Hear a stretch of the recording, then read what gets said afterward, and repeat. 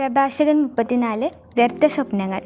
അവിവേകിയുടെ പ്രതീക്ഷകൾ വ്യർത്ഥവും നിരർത്ഥവുമാണ്. സ്വപ്നങ്ങൾ ഭോഷന്മാർക്ക് ചിറക് നൽകുന്നു. സ്വപ്നങ്ങളിലെ ആശ്രയിക്കുന്നവൻ നിഴലിനെ പേടിക്കുന്നവനെ പോലെയും കാറ്റിനെ അനുധാവനം ചെയ്യുന്നവനെ പോലെയുമാണ്.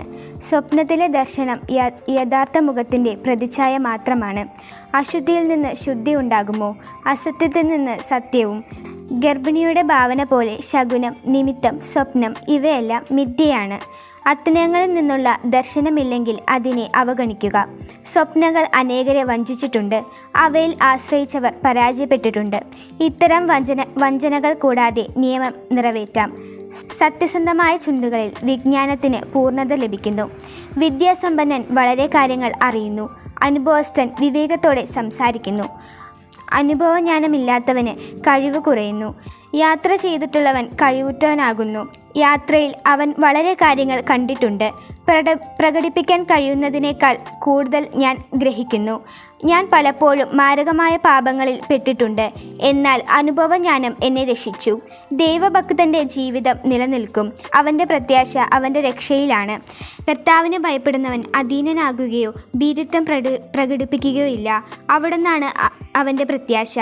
ദൈവഭക്തൻ്റെ ആത്മാവ് അനുഗ്രഹീതമാണ്. തൻ്റെ ആശ്രയം അവൻ അറിയുന്നു.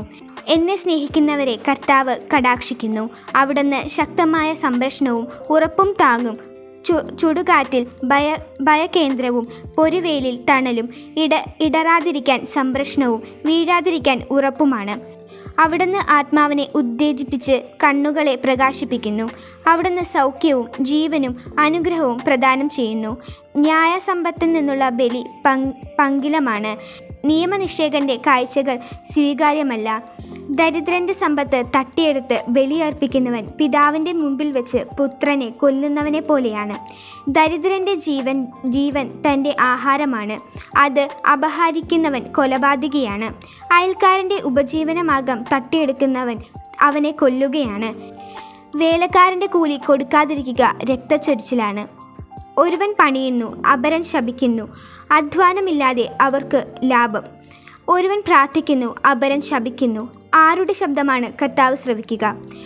മൃത്യൻ്റെ ശരീരത്തിൽ തൊട്ടു കൈ കഴുകുന്നവൻ വീണ്ടും അതിനെ സ്പർശിച്ചാൽ കൈ കഴുകൽ കൊണ്ട് എന്ത് പ്രയോജനം? പാപങ്ങളെ പ്രതി ഉപവസിച്ചിട്ട് വീണ്ടും അത് ചെയ്താൽ അവൻ്റെ പ്രാർത്ഥന ആര് ശ്രവിക്കും? എളിമപ്പെടൽ കൊണ്ട് അവൻ എന്തു നേടി? പ്രഭാഷകൻ 34 നിന്നുള്ള ചോദ്യോത്തരങ്ങൾ. ഒന്നാം ചോദ്യം: പ്രഭാഷകൻ്റെ പുസ്തകം 34 അധ്യായത്തിൽ എത്ര വാക്യങ്ങളുണ്ട്? ഉത്തരം: 31 വാക്യങ്ങൾ. രണ്ടാം ചോദ്യം: പ്രഭാഷകൻ 34 അധ്യായത്തിൻ്റെ ശീർഷകമെന്ത്? ഉത്തരം: വ്യർത്ഥ സ്വപ്നങ്ങൾ. മൂന്നാം ചോദ്യം: വ്യർത്ഥവും നിരർത്ഥവുമായത് എന്താണ്? ഉത്തരം: അവിവേകിയുടെ പ്രതീക്ഷകൾ. നാലാം ചോദ്യം: സ്വപ്നത്തിലെ ദർശനം എന്തുമാത്രമെന്നാണ് പ്രഭാഷകൻ പറയുന്നത്?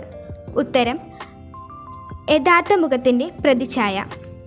അഞ്ചാം ചോദ്യം: ശകുനം, നിമിത്തം, സ്വപ്നം ഇവയെല്ലാം എന്തുപോലെയാണെന്നാണ് പ്രഭാഷകൻ പറയുന്നത്? ഉത്തരം: ഗർഭിണിയുടെ ഭാവന പോലെ. ആറാം ചോദ്യം പൂരിപ്പിക്കുക. ഡാഷ് അനേകരെ വധിച്ചിട്ടുണ്ട്. അവയിൽ ആശ്രയിച്ചവൻ പരാജയപ്പെട്ടിട്ടുണ്ട്. ഉത്തരം: സ്വപ്നങ്ങൾ.